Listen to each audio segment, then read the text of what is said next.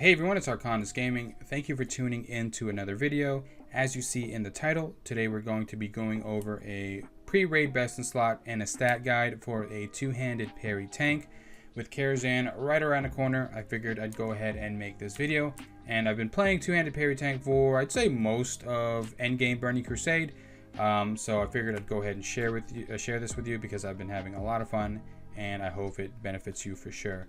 Now, my good friend Tommy Ruin has already made a two-handed parry build guide, so if you want to go ahead and check that out, I'll post that in the description below. He goes ahead and takes care of pretty much everything you want to have as a two-handed parry tank. So go ahead and check that out. But if you want to see my build, I do have slight differences in his build. I'll go ahead and briefly show off my build at the end here as well. Now, moving into the stats, we're going to be talking about primary stat. We're going to be talking about defense rating, hit, and expertise. So we'll go ahead and start that now. So of course, our primary stat is going to be strength. We're going to be benefiting off attack power and parry. Since we aren't going to be using block at all, we have to maximize our parry and dodge as much as we can. And with the attack power from strength, not only does it lead into damage, but damage leads into threat. So strength is a no-brainer for a two-handed parry tank. So now we're going to be going over base stats. Some of this may be obvious, but I do want to go over it just in case. Of course, we're going to need to be pumping out stamina, strength, and then agility as our third. And then, of course, we want to throw in armor with ability and talents as well. Since we won't be benefiting off of a shield, we're losing out on, what, 3,000-ish armor. So we definitely want to buff our armor with abilities and talents. But then moving into stamina, of course, we want to make sure we have that health pool to sustain all that damage. If we don't parry or dodge, or if we get hit by a spell, not many options to reduce spell damage. And then, of course, strength for the attack power for threat, and then the parry, and then agility. If you could find it on some piece of gear, would be a bonus. Gives us crit, some armor, and some dodge as well. As you'll see on the pre-best in slot list, there will be some pieces that give all three. So, I mean, that's why they're on the pre-best in slot list. So, moving on to the little bit more detailed stats, we're going to be going over hit rating, expertise, and defense rating. Now, these three stats are pretty much the most important thing, at least for me, when trying to keep threat or just straight up mitigation and helping your healer and helping your raid team out. So, hit rating basically is the chance for us to miss. So having more hit rating reduces the chance for us to miss, and we can basically take away our chance to miss on a level 73 mobs. And from what I read, a boss mob is considered a level 73 mob. So maybe different, but that is what I've read, and that's the consensus that I've come up with. So in order for us to not miss on a level 73 mob, we need 9% hit, which leads into 142 hit rating. So I think that is possible as a two-handed parry tank. You do not want to miss, again, missing any of one of your abilities or missing an auto attack, since we have a slower attack speed, can lead into loss of threat and can lead into a dead raid member. So probably want to be at least hit capped when going into Karazhan. Again, 9% hit, 142 hit rating. And then moving into expertise. Expertise works a little different from hit rating. Expertise is your chance to be dodged and parried. So this reduces that chance to be dodged and parried. So for us to completely remove dodge out, we need about 23 expertise, which leads into 92 expertise rating, I believe. Since we're going to be standing in front of every single mobs, I think parry chance works a little different than dodge. I don't think we can completely negate parry, but with 23 expertise, I think we can take dodge away. That's from what I've read. Now, if you're DPS with a two-hander, you can take away parry 100% by just standing behind the boss. But since we are going to be tanking everything and we're going to be standing in front, 23 expertise rating to completely negate dodge, but we probably still get parried here and there. I'm not sure the expertise rating for that. Maybe it works the same. I don't know. Let me know in the comments below if it does, but that's from what I've read. And this is all for two-handers. All hit and all expertise doesn't work the same as dual wield, and this hit isn't the same as spell. So take that from what it is. So moving into defense rating, from what I've heard, 490 defense rating is what you need to not be critically hit by a level 73 mob. Once you're at 490, I think you should be good. Some people are saying 410, but I think 490 is where you need to be for your defense rating. Now, if you don't have that much defense rating, and you haven't found those pieces yet, you can pick up Molten Armor. Thank you, Pia, for showing me this ability. This reduces your chance to be critically hit by 1%, and 1% chance, negative 1% chance to be critically hit converts into like 125 defense rating. So that can be pretty big as well. Of course, with this negative 1% chance to hit, you're not going to be benefiting off of your dodge, block, and parry. But yeah, if you are lacking in the defense rating, you can pick up this ability. We have both just in case. I'm not sure if going over the defense rating cap is crazy. Maybe we can change this into something different since we're almost at 490. Maybe it helps. I don't know, but 490 is where you should be, from what I've heard. Now, that is what you need for hit, expertise, and defense rating. Of course, those are definitely going to help you not get hit as hard and keep aggro so the mobs aren't running around everywhere. And at the end of the day, you probably will lose aggro because some of these DPS builds are crazy. They can push out crazy amounts of numbers and you can't keep up with that. So of course, as a DPS, help your tank out, help your healer out by picking up some aggro dropping abilities like Feign Death, Feint, whatever it may be. But yeah. So now let's go over the pre-raid best in slot so you can maximize your gear when going into Karazhan. So now we're going to be going over the pre-raid best in slot for the two-handed parry tank. This is going to be, of course, different from a sword and board because some pieces have block and some pieces have just straight up defense, dodge, and parry. And I won't be going over any profession items at all. These are just going to be items you can get either from questing, dungeons, or reputation. And of course, we're going to be starting off with Helm and going all the way down to Trinket. And I will pick my top 3 for each slot. So starting off with Helm, we have the Great Helm of the Unbreakable, which drops off of Shattered Halls from the Grand Warlock Nethicurse. The War Helm of the Bold, which drops in Botanica off of War Splinter. And then the Myrmidon's Headdress, which is a Steamvolts quest that you can get from the inside, right before the entrance to the actual dungeon in Zangarmarsh, I believe. It's called the Warlord's Hideout. You can pick it up from there. So either of these 3 will do. I'm currently wearing the Great Helm of the Unbreakable, but I feel Myrmidon's Headdress can be a little bit better once we get a meta gem. Meta gems are really, really expensive right now, so maybe we can get this and wait. So now we're going to be talking about neck pieces. I'm also going to be factoring like how easy it is to get for these. I mean, some of these neck pieces are pretty close in stats, and I'm going to be telling you the easier ones to get. I mean, they pretty much do the same thing. The first one we're going to be talking about is the Main Fist's Choker, which is a quest reward from the Will of the War Chief, which you can get in Thrallmar. I believe the quest is all you have to do is kill Kargath, and then you get this quest item. So very good stats, everything you need, and easy to get. The next neck piece we're going to be talking about is the Strength of the Untamed, which is an item from the Cenarian Expedition. You have to be revered, but getting revered isn't too bad. If you do quest in Zangarmarsh and you spam Steambolts a couple times or a few times, you should be able to get this in no time. Really good stats as well, and very easy to get. And then the last neck piece we're going to be going over is the Necklace of the Juggernaut, which is the Badge of Justice item. Only costs 25 Badges of Justice, and if you're spamming heroics, you can get this in a day. So these are my top 3 neck pieces. Very easy to get and very good with stats. Now for the shoulders, the first one we're going over are the Shoulder Guards of the Bold, which drops off of Murmur in the Shadow Labs. The second one are going to be the Fanblade Pauldrons, which drops off of Shirak the Dead Watcher in Heroic Auchenai Crypts. And then third, Spalders of Dementia, which drops off of Talon King Ikis, or Ikis, in Heroic Sethic Halls. And I know I said I was only going to do 3, but there is a 4th one I'm not going to put on the screen. But if you ever did the Caverns of Time quest, they're called War Chief's Mantle. These are pretty good as well, so you can pick them up if you haven't gotten Shoulder Guards of the Bold. So moving on to Cloaks, and before I go any further, I should have mentioned this before. Some of these stats and armor ratings on gear have been changed for Ascension. So going to a normal website like back in the day, like Burning Crusade, might not have the same kind of stats because some have been changed for Ascension, and you can definitely see these in the Cloaks as well as other different pieces of gear.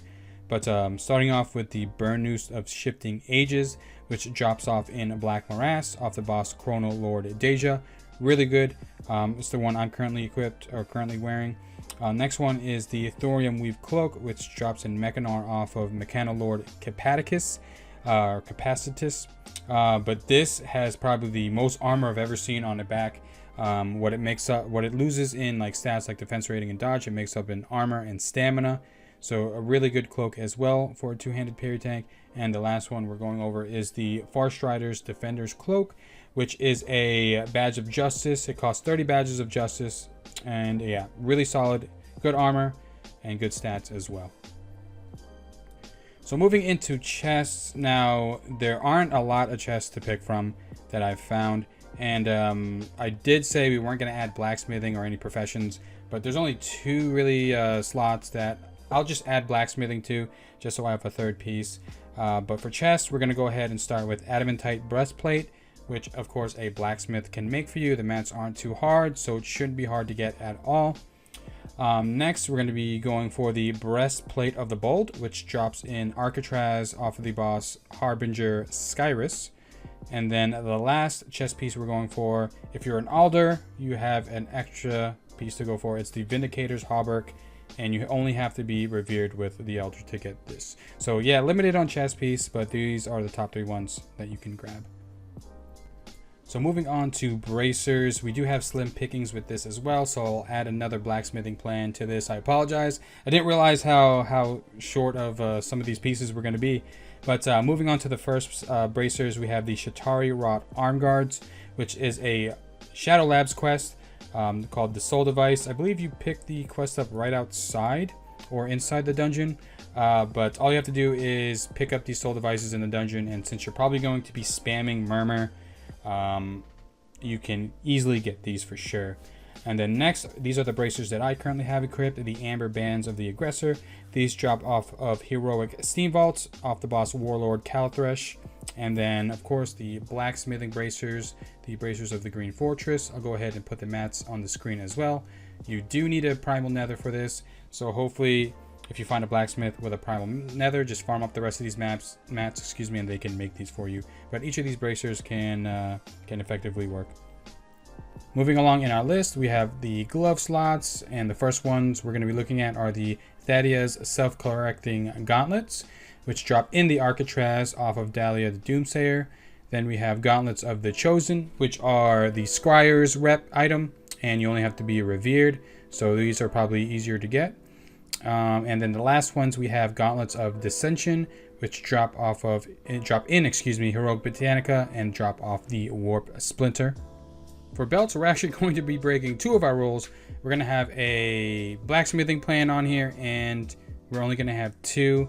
Belts are super limited. I haven't found a belt. I've only found 2 that can really benefit two-handed tanks. So if you guys know, if I'm missing anything on this list, or if you guys know more, please let me know. But for the first belt, we're going to be looking at the Enchanted Adamantite Belt, which of course can be made by a blacksmith. And then the next belt, we have the Lionheart's Girdle. This one, really good. I finally got this one, and it drops off of Heroic Ramparts, off Vazrudin the Herald. But yeah, not a lot of belts, but again, if I miss anything or you guys found something, please let me know in the comments below to help us all out. So leg pieces aren't too hard to get. There's some really good leg pieces you can get, and that are really easy to get as well. But the first one we're going to be going over are the Greaves of the Shatterer. These are the ones that I have currently equipped, and it drops in Shattered Halls off of War Chief Kargath Blade Fist. And then the next one is another rep piece, and these are going to be the Time Warden's Leggings from the Keepers of Time, and you only have to be revered. Again, reputations can be really easy to get. You just got to farm them out. And then the last ones we're going to be looking at are the Leg Plates of the Bold, which drops in Black Morass off of Aeonis. So if you're spamming Black Morass for the rep and don't happen to get Leg Plates of the Bold, hopefully you'll have enough reputation to pick up the Time Warden's Leggings. But all 3 pretty solid choices for you to pick up. So I got a little lazy with these first boots. The quest that you have to do is a chain quest. You go into the mana tombs. The first part of the quest, I believe you have to kill a certain amount of enemies inside the dungeon, and then afterwards you get a turn in to do an escort quest that lets you leave the dungeon or just escort someone out of the dungeon.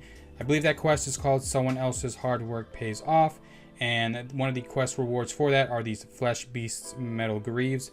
I'm not sure if these are going to be the exact stats. These aren't from in-game. These are ripped off a website that I just randomly Googled. So if they are about the same stats, these are pretty decent. But yeah, moving along to the next boots, we have Boots of the Colossus. These are actually in Mana Tombs as well, but on the heroic mode, and they drop off of Pandemonius. And then the last boots we look at here are the Eagle Crest War Boots that drop in Heroic Blood Furnace off of Celadan the Breaker. So going into the trinkets, we're almost done here. We have the Adamantine figurine, and I can't tell you how long this took for me to get this item. It took me like 50 tries to actually get this damn item, but since you're going to be spamming Shadow Labs for Murmur, maybe, hopefully this can drop for you and under 10 plus runs. But good trinket, defense rating, and increases your armor on a 2-minute cooldown, something we need as a two-handed tank. Next, we're going into the Time Lapse Shard, which is really good as well. It's Keepers of Time, and you need Exalted Reputation, gives stamina, dodge, hit, good things as well for a two-handed tank. And then the Argusian Compass, not too bad as well, gives a good amount of stamina and reduces some damage taken on a 2-minute cooldown, and it drops in Heroic Underbog off of the Black Stalker. So with the bows, you don't have to be too picky. Pretty much you're just looking for stamina and maybe hit, attack power, whatever other stat you can get. But stamina is going to be the ones you're going to be looking for on the bows. But for Milmora's Twilight Longbow, it drops in Black Morass off of Chrono Lord Deja. In the Heroic Mana Tombs off of Pandemonius, we have the Starbolt Longbow. And then this is pretty much the king of the bows, for tanks at least, the Crystalline Crossbow. It's Ogrela rep, and you have to be Exalted. I'm not sure how annoying Ogrela rep is to get. I haven't even started yet, but agility, stamina, and hit. This is definitely a good tank crossbow or ranged weapon to have for sure if you're working on that reputation. So we're finally at the weapons, the moment you've been waiting for, I think. But there are two really good weapons made for two-handed tanking here. And the first one we're going to be looking at is the Great Sword of Forlorn Visions, which drops in normal Botanica off of Warp Splinter. Has strength, has stamina, decent damage, not the best. But the really good thing about it is the chance on hit, protects the bearer against physical attacks, increasing armor by 2,750 for 10 seconds. Now that is a huge amount of armor. That's basically having a shield. I'm not sure the proc chance of it. But I haven't gotten the weapon either, but once that chance on hit goes off, that's a good amount of armor that you can grab from that for sure. And then the weapon that I have currently is the Earth Warden. Now this weapon pretty much has everything a two-handed tank can ever dream of. It has good damage, fast attack speed, has 500 armor, 39 stamina, defense rating, and expertise. So I'd say grind your Cenarian rep as fast as you can to get this weapon, because this is a really solid two-handed tanking weapon to have. But if you've gotten the Great Sword of Forlorn Visions, that's still not too bad until you can grab the Earth Warden. But that's pretty much it for the pre-raid best in slot gear. I think we're gonna go over just a little bit of the maybe enchants and the reputations that you need to get for the armor slots. So I guess we'll go over that next. So to end off this video, we're going to be talking about the enchants you should put on your gear. First, we're going to go again down the list, head all the way down. We're going to be getting the Arcanum of the Defender, and you need Keepers of Time, Revered rep for that. You're going to need for the shoulder slot, depending on your Alder or Scryer. So for Alder, you're going to be getting the Greater Inscription of Warding, and for Scryer, you're going to be getting the Greater Inscription of the Knight. For our cloak, we're going to be picking up dodge, so we're going to be getting 12 dodge rating from the enchant cloak. From enchanting our chest, we're going to be putting exceptional health on it, so just another 150 HP, so not bad.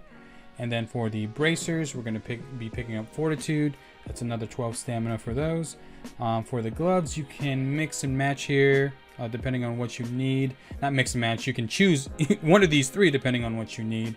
So we have superior agility for 15 agility. We have 2% threat if you're having trouble with threat. And then we also have heavy not hide armor kits, which gives you 10 stamina.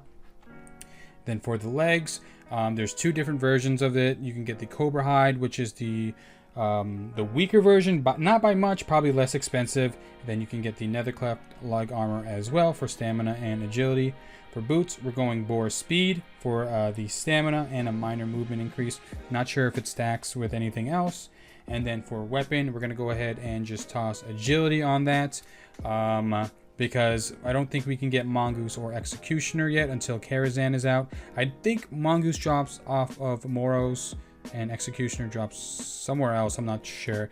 But for now, I'm putting agility on our weapon just for that extra dodge, armor, and crit. And then for our gems, I mean, again, it depends if you want to fill your slots. You can just get your hit rating up if you need hit rating.